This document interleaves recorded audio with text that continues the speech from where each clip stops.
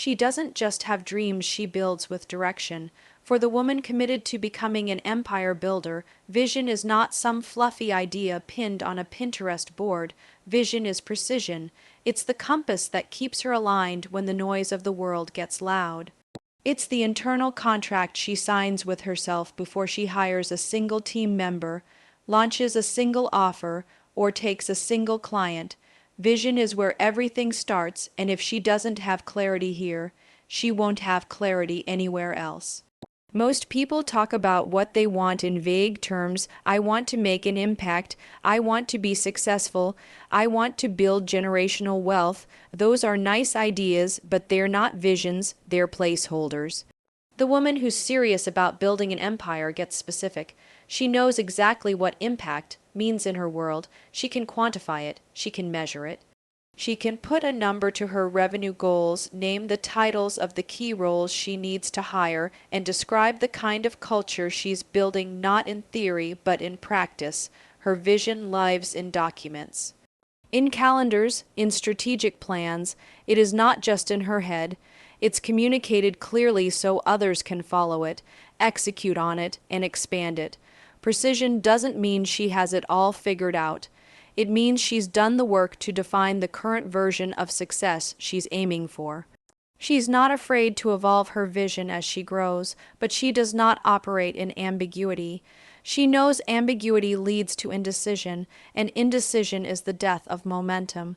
When she has vision with precision, her daily decisions get easier. Does this client align with where I'm going? Does this opportunity serve the long-term play, or is it just a shiny distraction? Is this a moment to push or a moment to pause? She answers those questions fast because her vision has already set the criteria. The truth is, having a precise vision requires courage. It's easier to stay vague because once you get specific, you're accountable to it. You can't hide behind someday anymore. A defined vision puts you in motion. It forces you to build systems, lead people, and make hard decisions. It means other people will see what you're aiming for and they'll know if you fall short. But the woman who's building her empire doesn't fear that. She welcomes it. She knows that pressure is a privilege. It means she's building something real. Vision is also how she scales.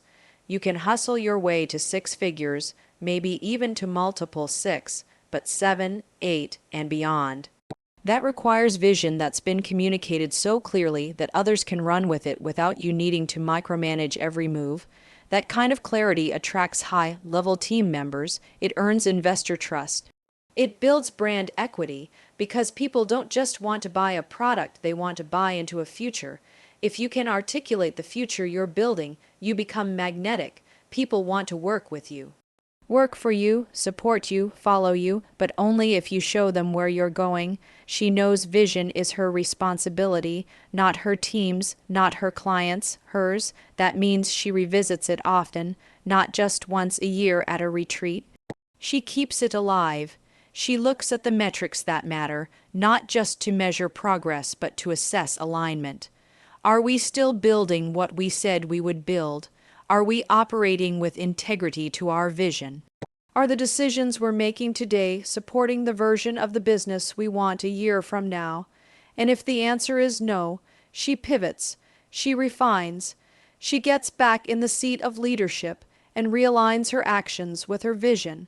Because she knows an empire doesn't get built accidentally, it gets built by someone who's unapologetically clear about where she's going and bold enough to keep showing up for it, even when it's inconvenient, even when it's hard, even when no one else gets it yet. Vision with precision isn't a luxury, it's the foundation. It's the filter through which every strategy, hire, launch, and decision passes.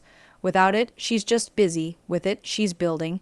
She takes full responsibility for all of it. The wins, the failures, the mess, the miracles. There is no one else to blame, no one else to wait for, no one else to fix it. That's what it means to build something real. Ownership is not a personality trait, it's a decision. And she makes it daily.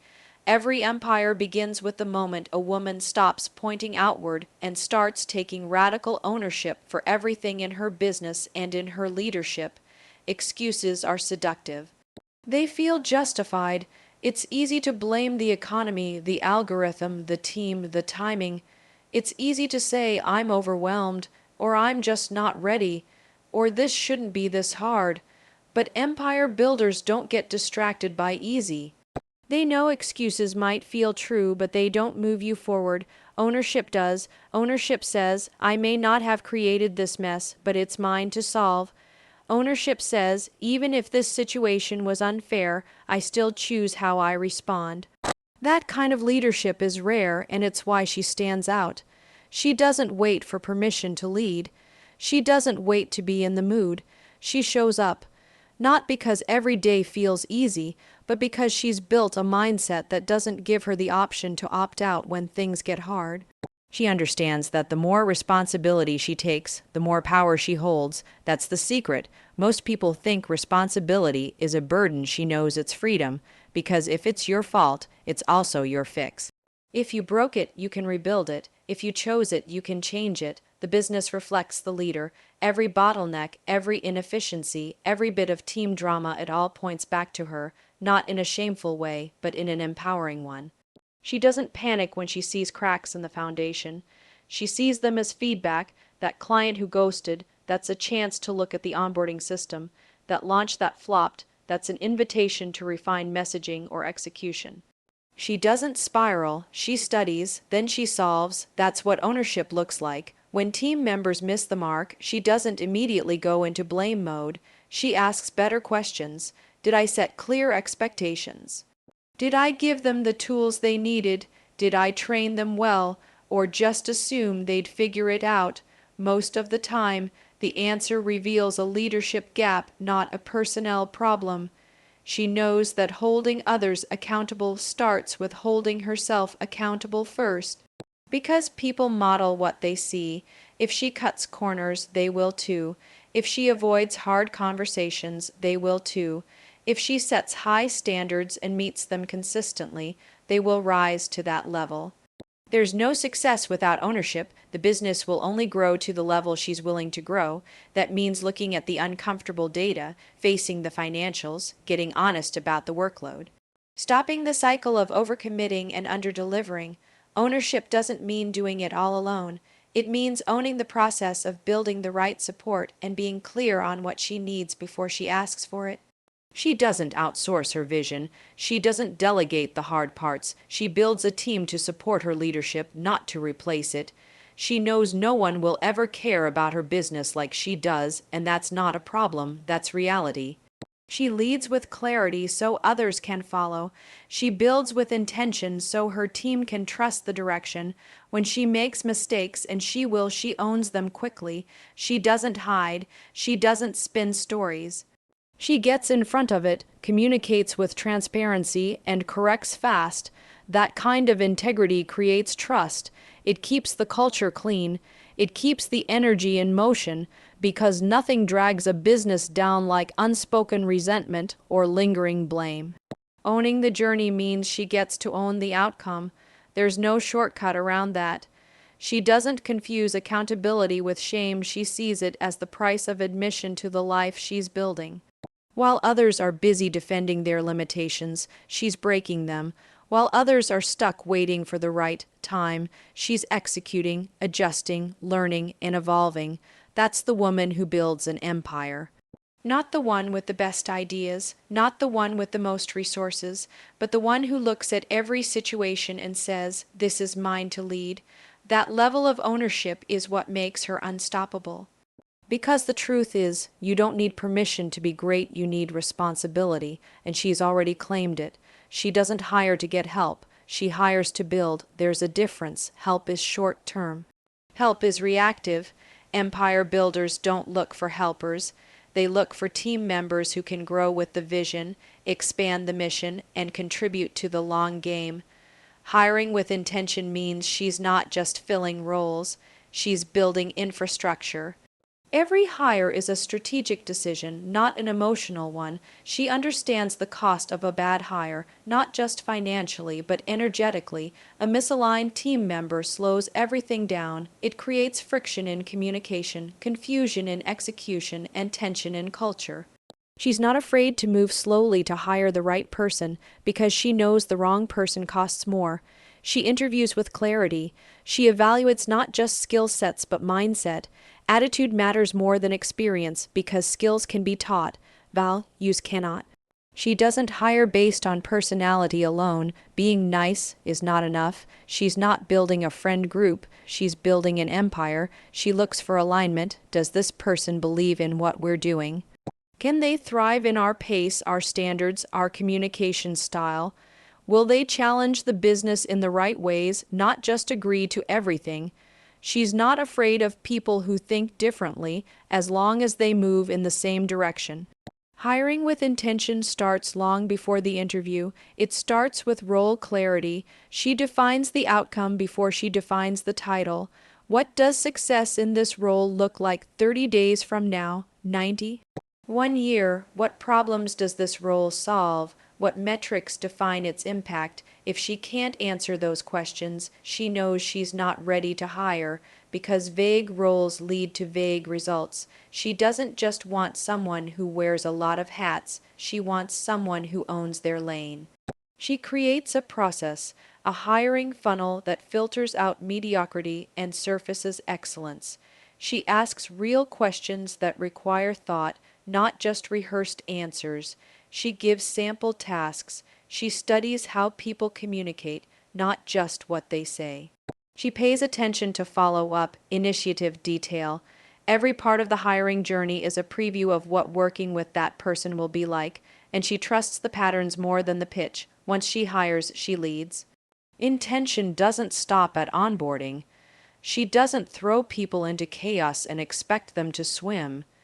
She builds systems that set her team up to win. She gives clear expectations, clear deliverables, and regular feedback. She doesn't wait for things to go wrong to communicate. She builds a rhythm of check-ins, reviews, and realignment. She'd rather have one hard conversation early than months of silent frustration later. She knows that when team members struggle, the problem is often not the person, it's the process. Did they have a clear training path? Are their KPI defined and tracked? Do they have what they need to execute at the level she expects? She takes responsibility for creating an environment where excellence is possible. That's leadership, that's intention. She also knows when it's time to let someone go. She doesn't drag it out. She doesn't get caught in guilt. If someone no longer fits the vision, she moves with clarity and compassion. Keeping someone in a role they've outgrown or were never right for doesn't serve them or the business. She makes hard decisions fast because she's not managing feelings, she's stewarding the mission. Hiring with intention also means building culture on purpose, not just with values on a website, but with behaviors that are modeled and reinforced daily. She celebrates wins. She addresses issues head on. She creates safety without coddling. Her team knows they're supported, but they're also held to a high standard. That balance is what drives results. She hires to scale, not to save. If her business is broken, she doesn't expect a hire to fix it. She fixes the foundation, then brings someone in to expand it. She's clear on what she wants to delegate and why. She doesn't hire to escape tasks she dislikes. She hires to create space for the tasks only she can do. That's what creates momentum. Every hire is an investment in time, in culture, in energy. She doesn't make that investment lightly, but when she finds the right person, someone aligned, capable, and committed, she empowers them fully.